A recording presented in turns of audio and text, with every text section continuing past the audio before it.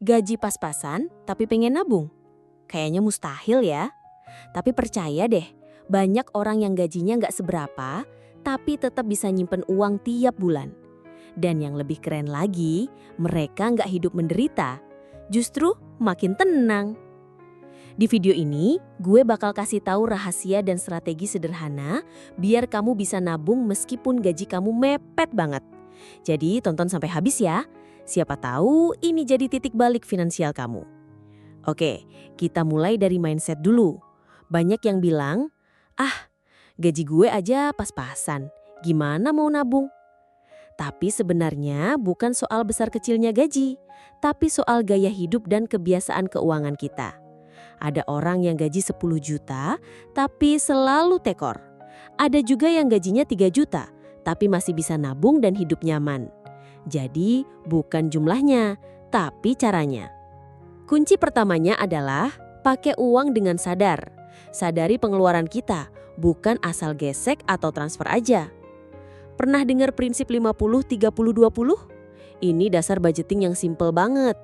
50% buat kebutuhan, 30% buat keinginan, 20% buat tabungan atau investasi.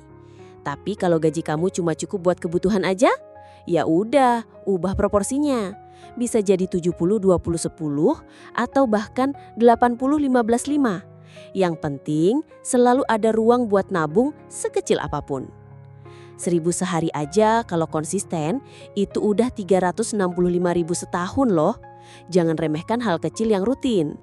Nah, ini kesalahan banyak orang. Semua uang numpuk di satu rekening. Akhirnya apa? Bingung, mana buat jajan, mana buat nabung. Buat 2-3 rekening, satu buat kebutuhan, satu buat tabungan. Kalau bisa rekening tabungan jangan dikasih kartu ATM, biar nggak kepanting buat ambil. Kalau perlu, auto debit aja pas tanggal gajian, jadi tabungan langsung diselamatkan duluan. Kadang yang bikin bocor itu hal kecil yang nggak kerasa.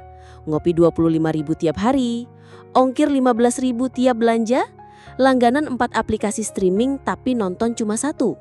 Coba hitung deh, ngopi 25.000 kali 20 hari kerja, 500.000. Itu udah bisa jadi tabungan atau bahkan modal usaha kecil. Bukan berarti harus hidup pelit ya, tapi pilih mana yang benar-benar penting dan bikin kamu happy. Sisanya pangkas. Kalau gaji udah mepet banget dan kamu udah hemat mati-matian, berarti solusinya cuma satu, tambah penghasilan. Terakhir, punya tujuan jelas. Nabung buat apa? Liburan, dana darurat, beli gadget baru, atau biar bisa keluar dari utang. Kalau kamu punya tujuan yang bikin semangat, kamu bakal lebih konsisten karena ada alasan kuat buat nolak godaan-godaan kecil itu. Bahkan kamu bisa bikin money vision board kecil di HP.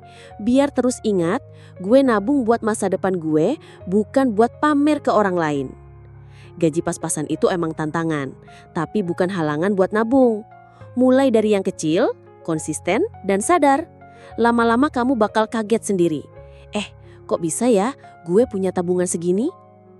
Semoga tips tadi bermanfaat ya.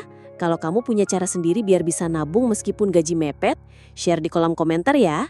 Dan jangan lupa like, share ke temanmu yang butuh insight ini, dan subscribe buat konten-konten berikutnya.